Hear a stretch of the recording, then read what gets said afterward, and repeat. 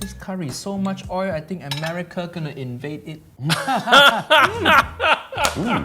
It's good? Oh man, shots fired.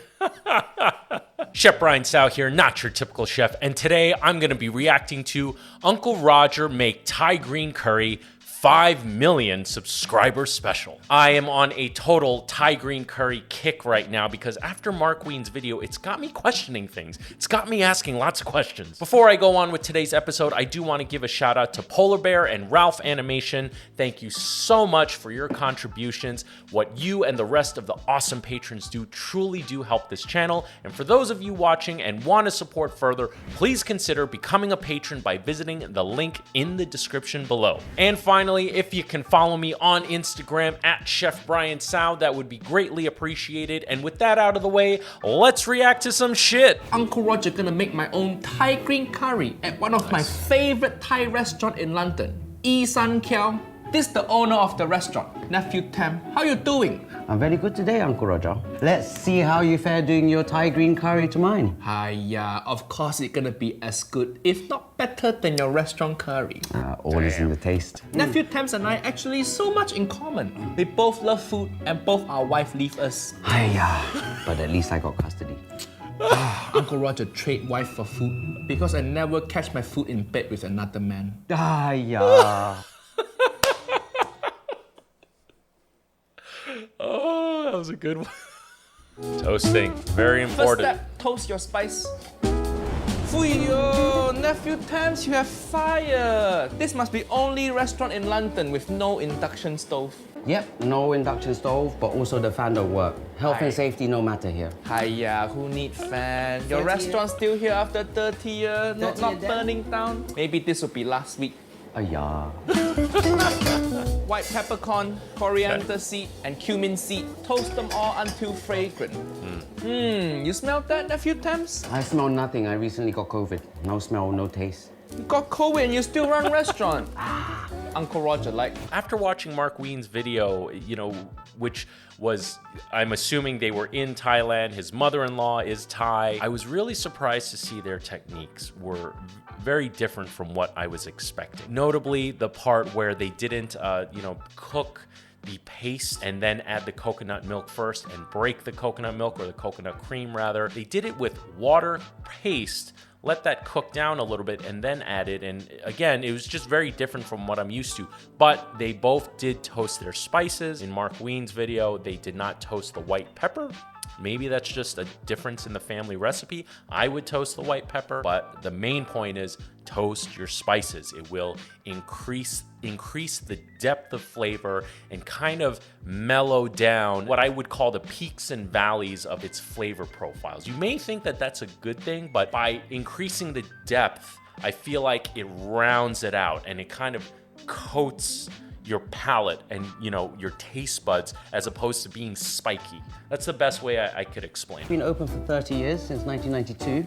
Family-run restaurant, authentic Thai food.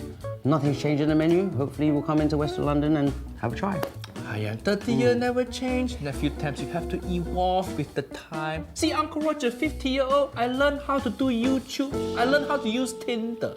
Okay, well, I don't want to be Blockbuster. I want to be Netflix. Do any of you out there even know what Blockbuster is anymore? My gosh, this is how I feel old, is I have great memories of going to Blockbuster Video and getting videotapes. Walking through the aisles, going through, wondering, is there going to be a copy of the latest movie because they only have X amount of copies, and by the time I usually get there, they're all gone and I'm disappointed and I have to watch some other shitty movie or something I've already seen. End of rent. Pounding, baby, pounding. Your pestle and mortar.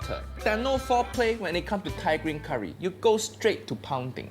Pour your freshly toasted spice in and start pounding. Sometimes the ingredient jump up, so you put your hand here to prevent spilling. Very good. See, Nephew Nick, this is how you pound. Not your weak-ass stirring motion. Hiya. Uncle Roger needs to show Auntie Esther how good I am at pounding.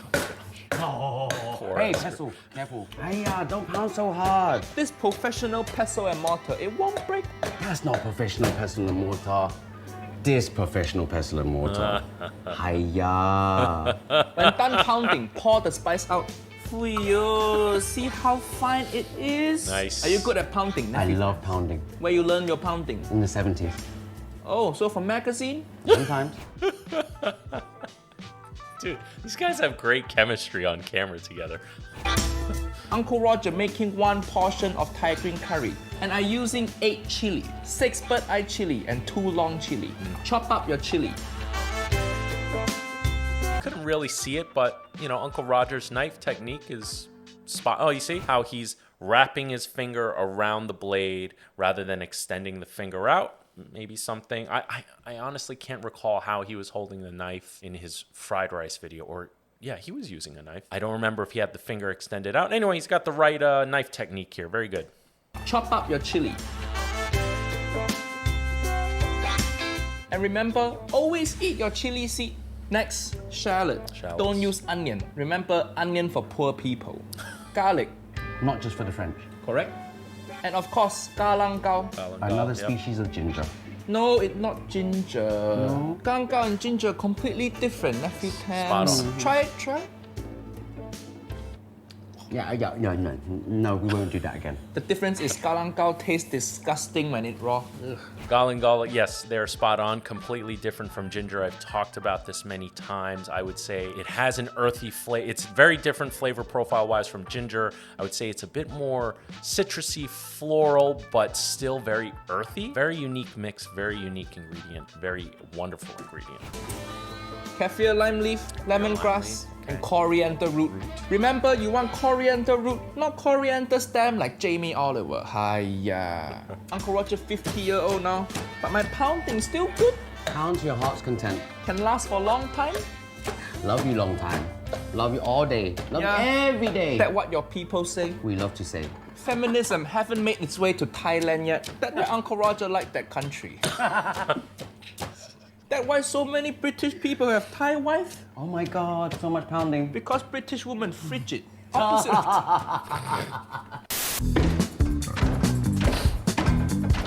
Uncle Roger loved pounding in kitchen. I love pounding while hearing other diner eating. As you pound, slowly add back your ground spices because it adds friction to your pounding. It feels good, it feels better. It's like when you wear ribbed condom. Add friction. Add some salt. If you're pounding properly, the whole room should be shaking. When you're almost done pounding, add the most important ingredient, the stinkiest thing, shrimp paste. paste. Yo. Yeah, the stuff smells like hell, but my God, when used properly in the context of a dish, just gives an unreal depth of flavor that is unmatched and very uniquely used within, a lot of Southeast Asian cuisine. Smells so good. The most important thing, add the most potent. This is how you scare off white people. If you have white people neighbor you don't like, just leave this at their door. Scare their whole family away. You ever watch horror movie? White people not scared of ghosts, but they scare shrimp paste. White people see ghosts in house, they know it's haunted house, they still move there to live. But if they know the house got shrimp paste, they fuck off. Hiya! And of course, for shrimp paste, use the right amount, not the white amount. Carry on pounding. And while you're pounding, you can use this to reflect on your sad life. Why do the people you love always leave you? This is Uncle Roger therapy. You go see therapists, they rip you off. All you need is pounding.